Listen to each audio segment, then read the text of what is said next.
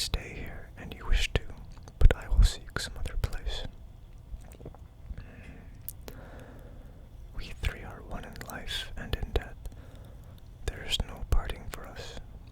We will all go hence. So spake Yuenta, and his brother was satisfied.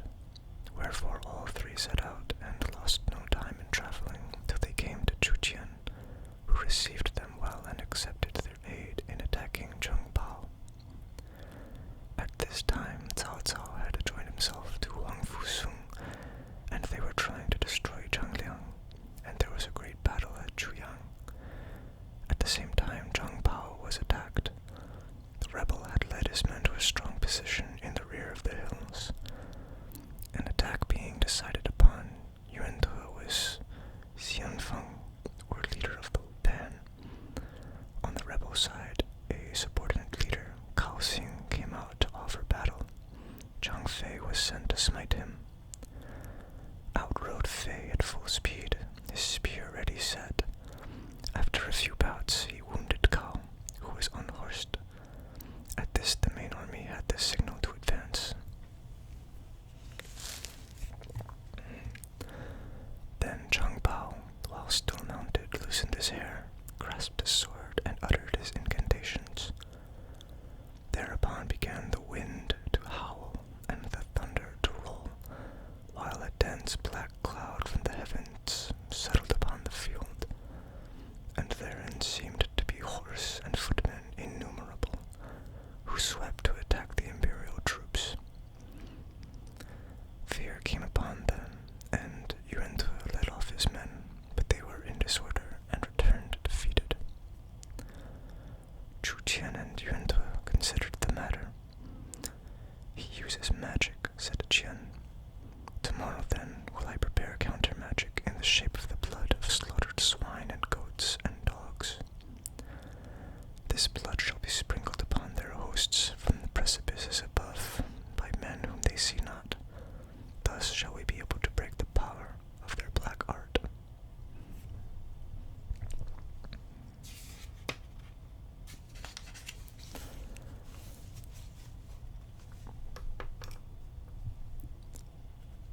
So it was done. The two younger brothers took each a company of men and hid them on the high cliffs behind the hills, and they had a plentiful supply of the blood of swine and goats and dogs and all manner of filthy things. And so next day, when the rebels with fluttering banners and rolling drums came out to challenge, Yuan Te rode forth to meet them. At the same moment that the armies met again, Zhang Bao began his magic, and again the elements began to struggle together. Sand flew in clouds, pebbles were swept along the ground, black masses of vapor filled the sky, and rolling masses of foot and horse descended from on high. Yuan Te turned, as before, to flee, and the rebels rushed on. But as they pressed through the hills, the trumpets blared, and the hidden soldiers exploded bombs, threw down filth, and spattered blood. The masses of men and horses in the air fluttered to the earth as fragments of torn paper. The wind ceased to blow, the thunder subsided, the sand sank, and the pebbles lay still upon the ground. Zhang Bao quickly saw his magic had been countered and turned to retire. Then he was attacked on the flanks by the two younger brothers, and in rear by Yuan Te and Chu Qian. The rebels were routed.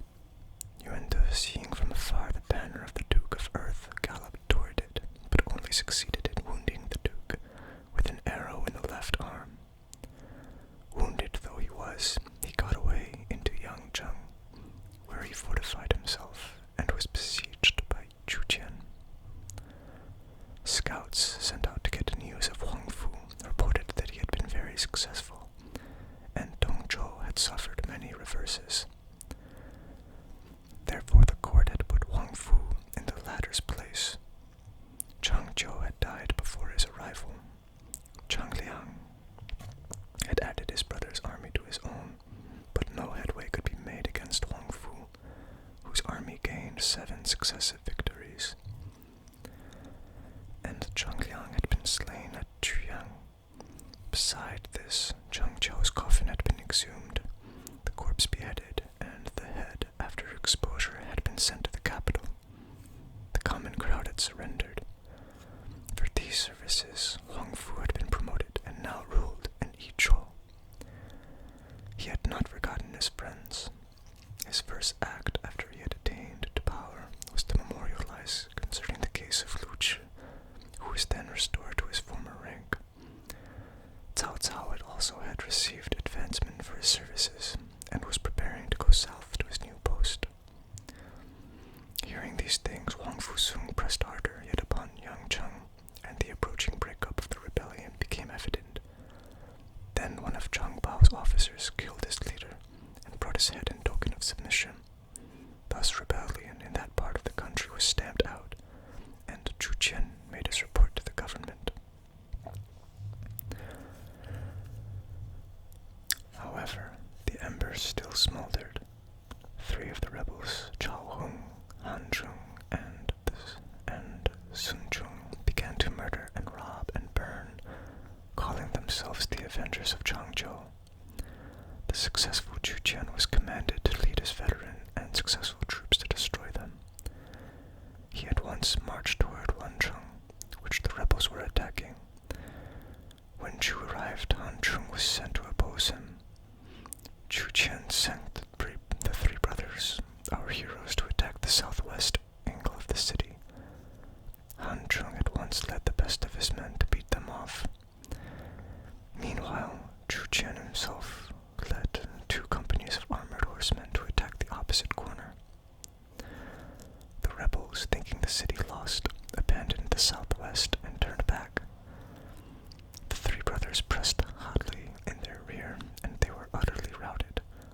They took refuge in the city, which was then invested. When famine pressed upon the besieged, they sent a messenger to offer the surrender, but the offer was refused. Said Yuanta, seeing that the founder of the Han Dynasty could welcome the submissive and receive the favorable, why reject these? The conditions are different, replied Chu Qian. In those days disorder was universal, and the people had no fixed lord. Wherefore submission was welcome, and support rewarded to encourage people to come over. Now the empire is united, and the yellow turbans are the only malcontents. To receive their surrender is not to encourage the good. To allow brigands, when successful, to give way to every license, and to let them surrender when they fail is to encourage brigandage. Your plan is not a good one. Yuanta replied, not to let brigands surrender as well, but the city is surrounded as by an iron barrel. If the rebels' request be refused, they will be desperate and fight to the death. In a myriad such men cannot be withstood. In the city, there are many times that number all doomed to death. Let us withdraw from one corner and only attack the opposite. They will all assuredly flee and have no desire to fight. We shall take them. Chu Qian saw that the advice was good and followed it. As predicted, the rebels ran out, led by Han Zheng. The besiegers fell upon them as they fled, and their leader was slain. They scattered in all directions, but the other 2 rebels came with large reinforcements, and as they appeared very strong, the government soldiers retired, and the new body of rebels entered Wancheng. Chu Qian encamped 10 li from the city and prepared to attack. Just then arrived a body of horse and foot from the east. They were led by one Sun Jian. Sun Jian had a broad, open face, was lithe and yet powerfully built. He was a native of Wu, a descendant of Sun Wu.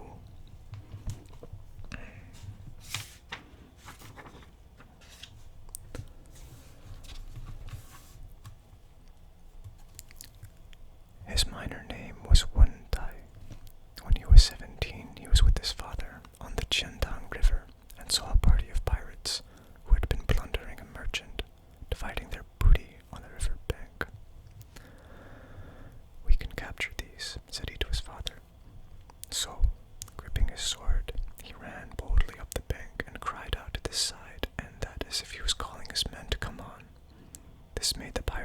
soldiers were on them, and they fled, leaving their booty behind them. He actually killed one of the pirates. In this way, he became known and was recommended for official rank. Then, in collaboration with the local officials, he raised a band and helped quell the rebellion of one Su Jiang, who called himself the Yang Ming Emperor. The rebel's son was also slain. For this, he was commended in a memorial to the throne and received further promotion.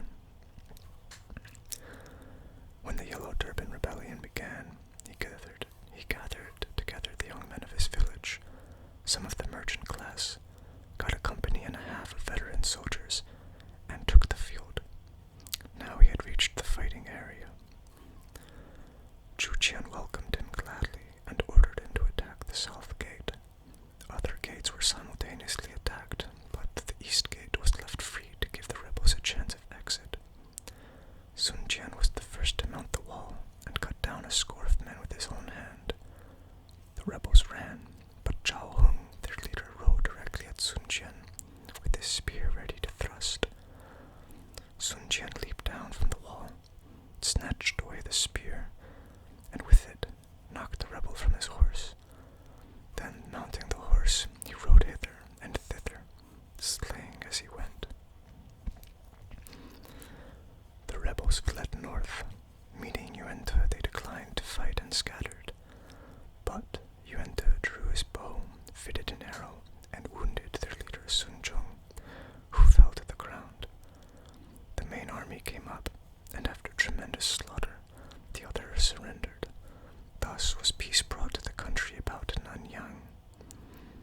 Chu Qian led his army to the capital, was promoted to a general of cavalry, and received the governorship of Honan. He did not forget those who had helped him to win victory.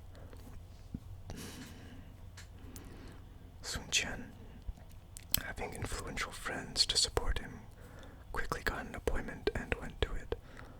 But Yuenta, in spite of Chu Qian's memorial, waited in vain for preferment, and the three brothers became very sad. Walking along one day, Yuenta met a court official, Zhang Qun by name, to whom he related his services and told his sorrows. Zhang was much surprised at this neglect, and one day at court spoke to the emperor about it. Said he, The Yellow Turbans rebelled because the eunuchs sold offices and bartered ranks. There was employment only for their friends, punishment only for their enemies. This led to rebellion. Wherefore it would be well to slay the eunuchs and expose their heads and proclaim what had been done throughout the whole empire. Then reward the worthy. Thereby the land would be wholly tranquil. But the eunuchs fiercely opposed this, and said the memorialist was insulting the emperor, and they bade the guard thrust him without. However, the eunuchs took counsel together, and one said, Surely someone who rendered some service against rebels resents being passed over. So they caused a list of unimportant people to be prepared for preferment by and by. Among them was Yuenta, who received the post of magistrate of the Anxi district, to which he proceeded without delay after disbanding his men and sending them home to their villages. He retained a score as escort.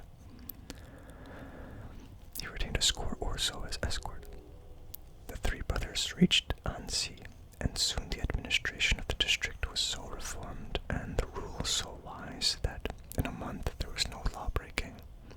The three brothers lived in perfect harmony, eating at the same table and sleeping on the same couch. But when Yuenta was in the company of others, the two younger brothers would stand in attendance, were it even a whole day. 4 months after their arrival, there came out a general order for the reduction of the number of military officers holding civil posts, and Yuenta began to fear that he would be among those thrown out. In due course, the inspecting official arrived and was met at the boundary, but to the polite obeisance of Yuenta, he made no return, save a wave of his whip as he sat on his horse. This made the younger brothers furious, but worse was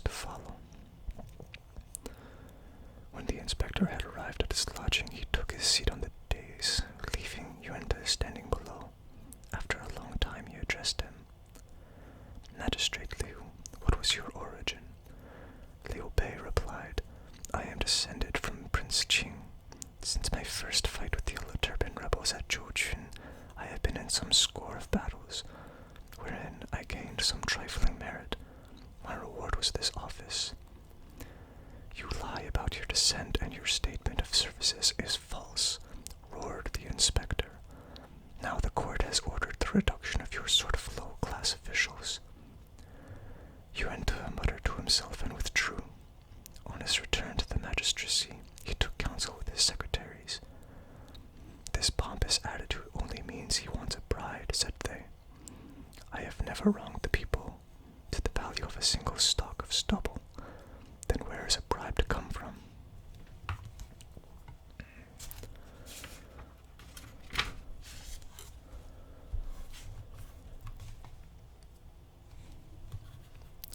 Next day, the inspector had the minor officials before him and forced them to bear witness that their master had oppressed the people. Yuenta time after time went to rebut this charge, but the doorkeepers drove him away, and he could not enter. Now Zhang Fei had been all day drowning his sorrow in wine, and had drunk far too much. Calling for his horse, he rode out past the lodging of the inspector, and at the gate saw a small crowd of white-haired men weeping bitterly. He asked why. They said the inspector has compelled the underlings to bear false witness against our magistrate, with the desire to injure the noble Liu. We came to beg mercy for him, but are not permitted to enter. Moreover, we have been beaten by the doorkeepers. This provoked the irascible and half-intoxicated man to fury. His eyes opened till they became circles. He ground his teeth. In a moment he was off his steed, had forced his way past the scared doorkeepers into the building, and was in the rear apartments. There he saw the inspector, sitting on high with the official underlings in bonds at his feet. "Oppressor of the people, robber," cried Fei. "Do you know me?" But before he could reply, Fei had him by the hair and had dragged him down. Another moment he was outside and firmly lashed the hitching post in front of the building. Then, breaking off a switch from a willow tree, Fei gave his victim a severe thrashing, only staying his hand when the switch was too short to strike with. Yuenta was sitting alone, communing with this sorrow, when he heard his shouting before his door. He asked what was the matter. They told him General Zhang had bound somebody to a post and was thrashing him. Hastily going outside, he saw who the unhappy victim was and asked the reason. "If we do not beat this sort of wretch to death, what may we expect?" said Fei. "Noble sir, save me," cried the victim. Now Yuenta had always been kindly and gracious, wherefore he bade his brother release the officer and go his way. Then Guan Yu came up, saying, "Brother, after your magnificent services you only got this petty post, and even here you have been insulted by this fellow. A thorn bush is no place for a phoenix. Let us slay this fellow, leave here and go home till we can evolve a bigger scheme." Yuenta contented himself with hanging the official seal about the inspector's neck, saying, "If I hear that you injure the people, I will assuredly kill you. I now spare your life, and I return you to the seal. We are going." The inspector went to the prefect and complained, and orders were issued for the arrest of the brothers, but they got away to Taichou and sought refuge with Liu Hui, who sheltered them because of Liu Bei's noble birth.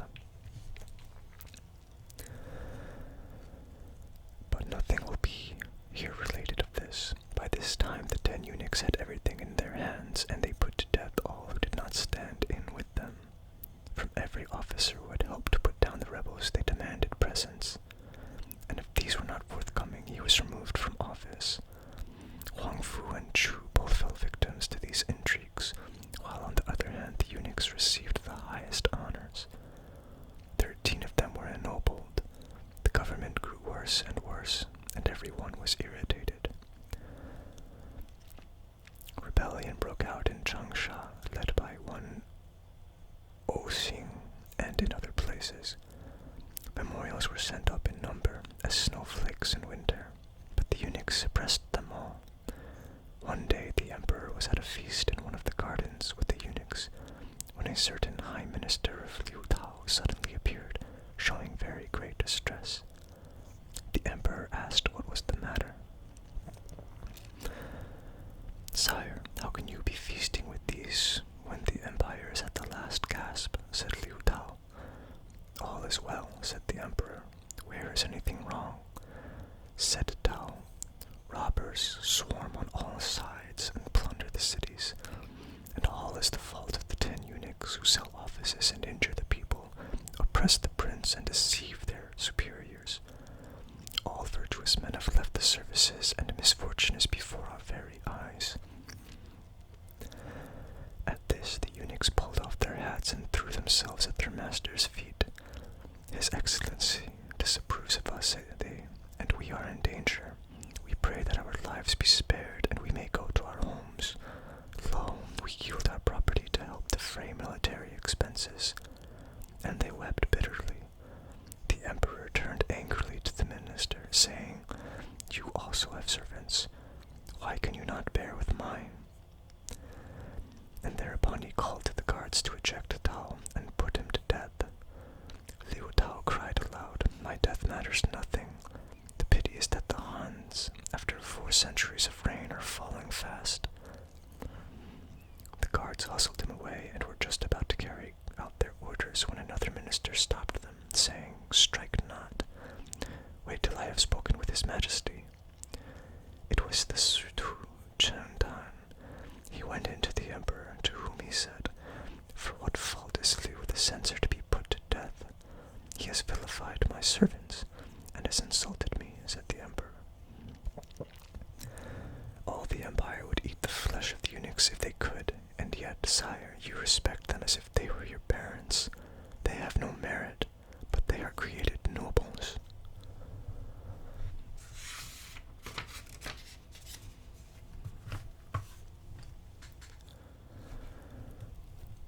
Moreover, Feng Xu was in league with the late rebels. "Unless your majesty looks to it, the state will fall." "There was no proof against Feng," replied the emperor. "Are there none faithful among the eunuchs?" The minister beat his forehead on the steps of the throne and did not desist from remonstrance. Then the emperor grew angry and commanded his removal and imprisonment with Liu Tao. That night he was murdered. Then a forged edict went forth making Sun Jian prefect of Changsha, with orders to suppress the rebellion, and in less than 2 months he reported the district all tranquil. For this he was created Marquis of Wucheng. Further, Liu Yu was made magistrate of Yuzhou to move against Yuyang and suppress Changchu and Changshun. The prefect of Taichou recommended Yunte to Liu Yu, who welcomed him and gave him rank, and sent him against the rebels. He fought with and worsted them, and entirely broke their spirit. Changshun was cruel, and his men turned against him. One of his officers then slew him and brought in his head, after which the others submitted. The other leader, Changchu, saw that all was lost and committed suicide. Yuyang being now tranquil, Liu Bei's services were reported to the throne, and he received full pardon for the insult to the inspector. He also became an official in Micheng. Then Sun Jian stated his previous good services, and he was made Piepu Suma and sent to Pingyuan. This place was very prosperous, and Yunte recovered something of his old manner before the days of adversity. Liu Yu also received preferment. In the summer of the year AD 189, the emperor became seriously ill and summoned Ho Qin into the palace to arrange for the future. This man Ho had sprung from a humble family of butchers, but his sister had become a concubine of rank and borne a son to the emperor, named Pian. After this, she became Huang Ho, or empress, and Ho Qin became powerful. The emperor had also greatly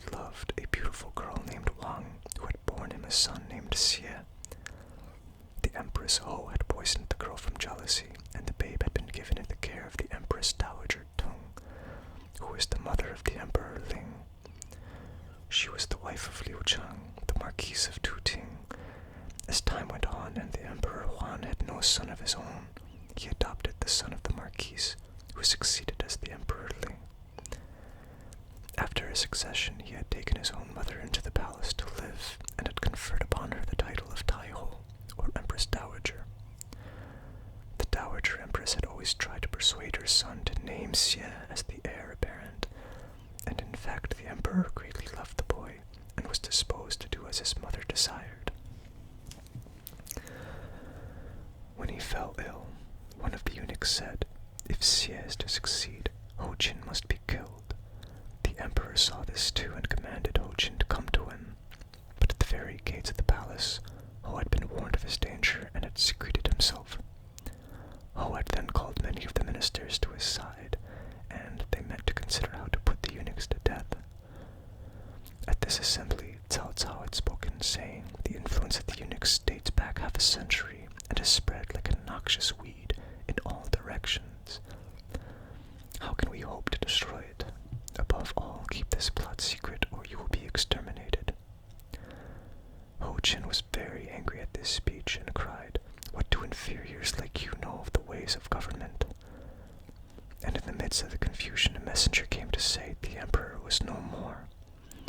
He also told them the eunuchs had decided to keep the death a secret, and forge a command to Ho, the state uncle, to come into the palace to settle the succession. Meanwhile, to prevent trouble, they had inscribed the name of Xie on the roll, and as he finished speaking, the edict arrived. "The matter for the moment is to set up the rightful heir," said Cao Cao. "The other affair can wait." "Who dares to join me?" asked Ho Jin. At once one stood forward, saying, "Give me 5 companies of veterans, and we will break into the palace, set up the true heir, slay the eunuchs, and sweep clean the government. Then will follow peace."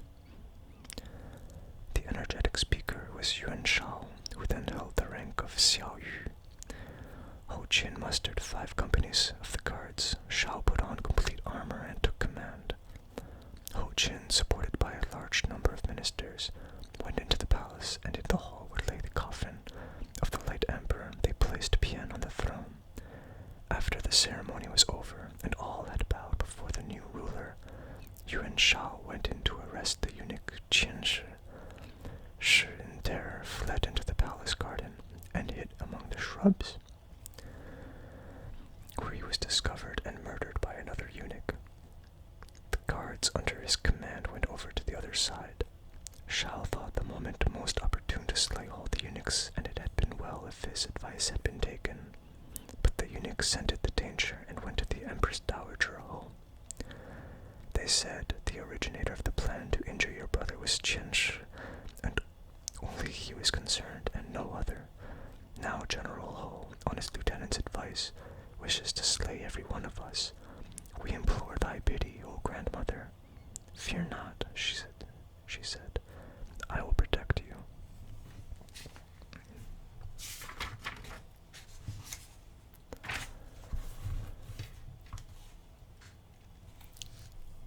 She sent for her brother and said, "I and you are of lowly origin, and we owe our good fortune to the eunuchs.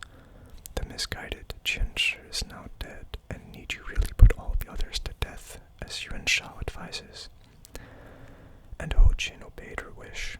He explained to his party that the real offender having met his fate, they need not exterminate the whole party, nor injure his colleagues. "Slay them, root and branch," cried Shao, "or they will ruin you." "I have decided," said Ho coldly. "Say no more." Within a few days, Ho became a president of a board, and his friends received offices. Tung Tai Ho summoned the eunuch Chang Zhang and his party to a council. Said she, "It was I who first brought forward the sister of Ho Jin. Today her son is on the throne, and all the officials are her friends, and her influence is enormous. What can we do?" Zhang replied, "Madam should administer the state from behind the veil, create the emperor's son Xie a prince, give Uncle Teng high rank and place him over the army and use us. That will do it." Tung Tai-ho approved. Next day, she held a court and issued an edict in the sense proposed.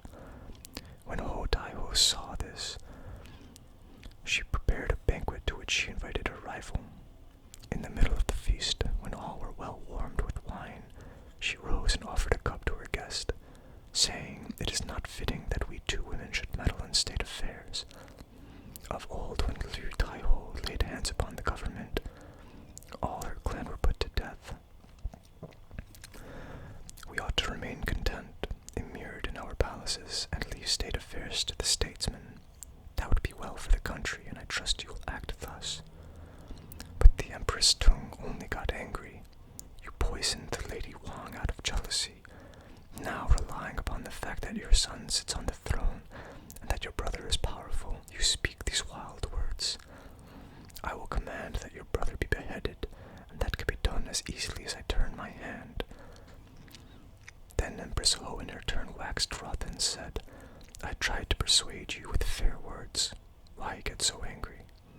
You low-born daughter of a butcher, what do you know of offices?" cried her rival. And the quarrel waxed hot. The eunuchs persuaded the ladies to retire, but in the night Ho Tai-ho summoned her brother into the palace and told him what had occurred. He went out and took counsel with the principal officers of state. Next morn, a court was held and a memorial was presented, saying that Tung Tai-ho, being the consort of a frontier prince, only a collateral, could not properly occupy any part of the palace. She was to be removed into Ho-chien and was to depart immediately. And while they sent an escort to remove the lady, a strong guard was placed about her brother's dwelling. They took away his seal of office, and he, knowing this was the end, committed suicide in his private apartments. His dependents, who wailed his death, were driven off by the guards. Two of the eunuchs, having lost their patroness, sent large gifts to Ho-chin's younger brother, Miao, and his mother, and thus got them to put in a good word to the Empress Dowager, Ho, so as to gain her protection. And so they gained favor once more at court. A few months later, the secret emissaries of Ho-chin murdered Tung Tai-ho in her residence in the country. Her remains were brought to the capital and buried. Ho-chin feigned illness and did not attend the funeral. Yuan Sha went one day to see Ho-chin to tell him that the two eunuchs, Chang Zhang and Tuan Kui, were spreading the report outside that Ho-chin had caused the death of the late Empress Dowager and was aiming at the throne. He urged Ho to make this an excuse to put them finally out of the way. Shao pointed out how Tohu had missed his chance because the secret had not been kept, and urged upon him the ease with which they could be destroyed under then the favorable conditions. It was a heaven-sent opportunity. But Ho-chin replied, "Let me think it over." His servants secretly told the intended victims, who sent further gifts to the younger brother. Corrupted by these, he went in to speak with his sister and said, "The general is the chief support of the new emperor, yet he is not gracious and merciful, but thinks wholly of slaughter. If he slay the eunuchs without cause, it may bring about revolution." Soon after, her brother entered and told her of his designs to put the eunuchs to death. She argued with them. She said that they looked after the palace affairs and were old servants. To kill the old servants just after the death of their master would appear disrespectful to the dynasty, and as Ho was of a vacillating mind, he murmured assent and left her. "What about it?" said Shao on meeting him. "She will not consent. What can be done? Call up an army and slay them. It is imperative. Never mind her consent." "That is an excellent plan," said Ho, and he sent orders all round to march soldiers to the capital. But the recorder, Chunlin, said, "Nay, do not act blindly. The proverb says, 'To cover the eyes and snatch at swallows is to fool oneself.' If in so small a matter you cannot attain your wish, what of great affairs? Now, by virtue of the imperial prestige, and with the army under your hand, you may do as you please. To use such enormous powers against the eunuchs would resemble lighting up a furnace to burn a hair. But act promptly, use your powers, and smite at once, and all the empire will be with you. But to summon forces to the capital, to gather many bold men into one spot, each with his own schemes, is to turn one's weapons against one's own person, to place oneself in the power of another. Nothing but failure can come of it, nothing but confusion. The view of a mere bookworm, said Ho with a smile. Then one of those about him suddenly clapped his hands, crying, "It is as easy as turning over one's hand. Why so much talk?" The speaker was Cao Cao. "Wouldst thou withdraw wicked men from thy prince's side, then seek counsel of the wise men of this state." What Cao Cao said will be disclosed in later chapters.